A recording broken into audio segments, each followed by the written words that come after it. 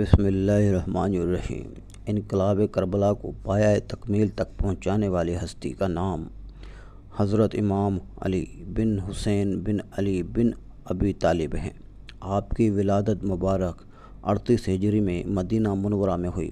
آپ کے والد ماجد سیدنا امام حسین اپنے والد گرام شیر خدا حضرت علی المرتضیٰ سے بے پناہ محبت کے باعث اپنے تمام بیٹوں کا نام علی ہی رکھا۔ عبادت کی کثرت کی وجہ سے آپ کا لقب سجاد زین العابدین، سید العابدین اور امین تھا۔ آپ کی والدہ ماجدہ سیدہ شہربانو تھیں جو کہ فارس کی شہزادی تھیں۔ 2 سال تک حضرت امام زین العابدین نے اپنے دادا شیر خدا حضرت علی کی گود میں پرورش پائی۔ پھر 10 سال تک اپنے تایا حضرت امام حسین زیر سایہ رہے اور پھر تقریباً 11 سال تک کربلا کے واقعے سے پہلے تک آپ نے اپنے بابا جان حضرت امام حسین سے فیض حاصل کیا۔ دوستو، ایک دفعہ خود سوچیں، جس کے استاد ایسے ہوں وہ شاگرد بھی تو انمول ہی ہوگا۔ آپ جب بھی وضو کرتے تو خوف کے مارے آپ کا چہرہ زرد ہو جاتا۔ جب کوئی اس کا سبب پوچھتا تو آپ کہتے، تمہیں پتہ ہے کہ میں کس کے سامنے کھڑا ہونے جا رہا ہوں؟ واقعی کربلا تاریخ اسلام ہی نہیں بلکہ تاریخ عالم کا بھی نہایت دردناک ثانیہ ہے۔ حضرت امام زین العابدین اول سے آخر تک اس روح فرسا واقعے میں اپنے والد کے ہمراہ رہے، لیکن چونکہ سیدنا حضرت امام حسین کی شہادت کے بعد منصب امامت حضرت امام زین العابدین ہی کو سنبھالنا تھا، لہٰذا اللہ کی مشیت سے آپ بیمار ہو گئے اور کربلا کے میدان میں جانے کے قابل نہ رہے۔ اندازہ کیجئے کہ کس قدر طاقت تھی صدائے حضرت سجاد امام زین العابدین میں کہ یزید جیسا حکمران اپنے جاہ و جلال کے باوجود خاک چاٹنے پر مجبور ہو گیا۔ جب حضرت امام زین العابدین خاندان رسالت کی باعصمت خواتین کے ہمراہ دربار یزید میں داخل کیے گئے تو آپ نے اپنے نانا جان کی طرح شعر زبان میں نہایت ہی فصاحت و بلاغت کے ساتھ خطبہ ارشاد فرمایا، اپنے خاندان کا تعارف کرایا اور نواسہ رسول امام حسین کی عظمت بیان کی تو یزید کے درباری اور حضرت امام حسین کی شہادت سے ناآشنا افراد دھاڑیں مار کر رونے لگے اور ان کی آوازیں بے ساختہ بلند ہونے لگیں۔ یہ حال دیکھ کر یزید گھبرا اٹھا کہ کہیں کوئی فتنہ نہ کھڑا ہو جائے۔ اس نے اس کے رد عمل میں فوراً مؤذن کو حکم دیا کہ اذان شروع کر دو تاکہ امام زین العابدین کا خطبہ منقطع ہو جائے۔ واقعہ کربلا کے بعد امام زین العابدین 34 سال حیات رہے، لیکن آپ نے کربلا کی یاد کو ہمیشہ تازہ رکھا۔ آپ جب بھی پانی پیتے تو اپنے والد کرام کو یاد کرتے اور بہت دیر تک آنسو بہاتے رہتے۔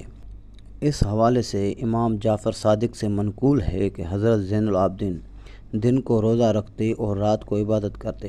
افطار کے وقت جب بھی آپ کو کھانا اور پانی دیا جائے تو آپ فرماتے، فرزند رسول صلی اللہ علیہ وسلم بھوکے مارے گئے، ان کو پیاسا رکھا گیا۔ یہی بات مسلسل دہراتے یہاں تک کہ آپ کے اشک آپ کی غذا میں گھل مل جاتے تھے۔ واقعہ کربلا کے بعد آپ کے زمانے میں مختلف تحریکیں چلیں۔ واقعہ ہرا، جس میں یزید کی فوج نے مدینے پر حملہ کیا کیونکہ انہوں نے یزید کی بیعت توڑ دی تھی، لیکن اس جنگ کے متعلق آپ کی رائے کچھ سازگار نہ تھی۔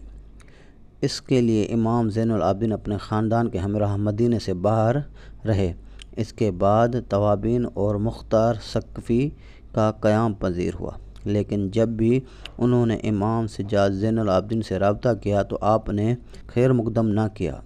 امام زین العابدین اخلاق محمد کی عملی تصویر تھے۔ ایک وقت ایسا آیا جب مدینہ منورہ میں سے بنو امیہ کو نکال باہر کیا گیا تو مروان ابن حکم، جو کہ امام زین العابدین کا جانی دشمن تھا، اس نے امام سے درخواست کی کہ اس کے خاندان کو اپنے گھر میں پناہ دے دے۔ امام نے اسے پناہ دی اور اپنے گھر میں مکمل حفاظت سے رکھا۔ آپ نے شورش ختم ہونے تک اپنے بدترین دشمن کی مہمان نوازی فرمائی۔ آپ ایسے مہمان نواز تھے کہ بیک وقت 100 گھروں کی خفیہ کفالت کر رہے تھے۔ یہ بات تب ظاہر ہوئی جب آپ نے اس دنیا فانی سے پردہ فرمایا۔ ان لوگوں کے گھروں میں راشنانہ بند ہو گیا۔ امام زین العابدین 2 مرتبہ اپنا سارا مال راہ خدا میں خیرات کیا، اس حال میں کہ گھر میں کوئی چیز بھی باقی نہ رکھی۔ علامہ ظہری لکھتے ہیں کہ امام زین العابدین ایک رات میں 1000 نوافل ادا کیا کرتے تھے۔ امام مالک کہتے ہیں کہ ایک دفعہ امام زین العابدین عبادت میں مشغول تھے، شیطان اژدہے کی شکل میں آیا اور آپ کے پاؤں مبارک کے انگوٹھے کو کاٹنے لگا، لیکن آپ عبادت میں ایسے مشغول تھے کہ آپ کا دھیان عبادت سے نہ ہٹ سکا، اس لیے شیطان کے اس عمل سے بالکل متاثر نہ ہوئے اور آخرکار شیطان عاجز آ گیا۔ ابن عینیہ لکھتے ہیں کہ ایک دفعہ آپ حج پر گئے تو سب لوگ لبیک پکار رہے تھے، لیکن آپ نے لبیک نہ کہا۔ لوگوں کے پوچھنے پر آپ فرمانے لگے، مجھے ڈر لگتا ہے کہ میں لبیک کہوں اور اگر مجھے لا لبیک کا جواب مل گیا تو میں کیا کروں گا۔ خیر آپ نے لبیک پکارا، آپ بے ہوش ہو کر اونٹنی سے گر پڑے۔ حجاج بن یوسف کے وقت میں جب آپ دربار اسیر ہوئے اور لوہے کی بھاری زنجیریں باندھ کر آپ کو قید کیا گیا اور پہرہ دار متعین کر دیے گئے۔ امام ظہری فرماتے ہیں کہ میں جب امام زین العابدین کو قید میں ملنے گیا تو میں آپ کو دیکھ کر رو پڑا، کہنے لگا کہ میری تمنا یہی ہے کہ میں آپ کی جگہ ہوتا اور یہ مصائب میں برداشت کرتا۔ اس پر امام زین العابدین رضی اللہ تعالیٰ نے فرمایا کہ کیا تجھے یہ گمان ہے کہ اس قید و بندش سے مجھے کرب و بے چینی ہے؟ حقیقت یہ ہے کہ اگر میں چاہوں تو اس میں سے کچھ بھی نہ رہے، مگر اس میں اجر ہے اور تذکر ہے اور عذاب الہی عز و جل کی یاد ہے۔ یہ فرما کر بیڑیوں میں سے پاؤں اور ہتھکڑیوں میں سے ہاتھ نکال دیے۔ یہ اختیارات ہیں جو اللہ تبارک و تعالیٰ کی طرف سے انہیں عطا فرمائے گئے، اور وہ صبر و رضا ہے کہ اپنے وجود اور آسائش وجود، گھر بار، مال و متاع سب سے رضا الہی عز و جل کے لیے ہاتھ اٹھا لیتے ہیں اور اس میں کسی چیز کی پرواہ نہیں کرتے۔ امام زین العابدین رضی اللہ عنہ اگرچہ گوشہ نشینی کی زندگی بسر کر رہے تھے، لیکن آپ صلی اللہ علیہ وسلم کے روحانی اقتدار کی وجہ سے بادشاہ وقت نے آپ کو قید بند کرنے کے بعد زہر دینے کا پروگرام بنایا۔ چنانچہ اندلس، سندھ اور وسط ایشیا علاقے فتح کرنے والے ولید بن عبد الملک 58 برس کی عمر میں جناب امام زین العابدین کو زہر دے دیا، جس کی وجہ سے آپ نے 25 محرم الحرام 95 ہجری جام شہادت نوش کیا۔ آپ کی نماز جنازہ آپ کے بیٹے امام باقر نے ادا کی اور آپ کو جنت البقیع میں آپ کے تایا جان حضرت امام حسین اور دادی جان حضرت بی بی فاطمہ علیہ السلام کے پہلو میں دفن کر دیا گیا۔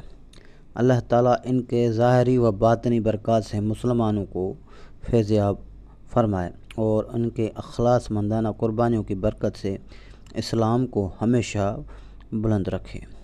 اللہ ان کامل ہستیوں کے صدقے امت رسول صلی اللہ علیہ وسلم پر رحم فرمائے اور ہماری اجتماعی و انفرادی مشکلات آسان فرمائے۔ ناظرین، اگر آج کی ویڈیو ہماری اچھی لگے تو کمنٹ سیکشن میں آمین لکھنا مت بھولیے گا اور اپنی رائے سے ہمیں ضرور آگاہ کیجیے گا۔ اللہ حافظ۔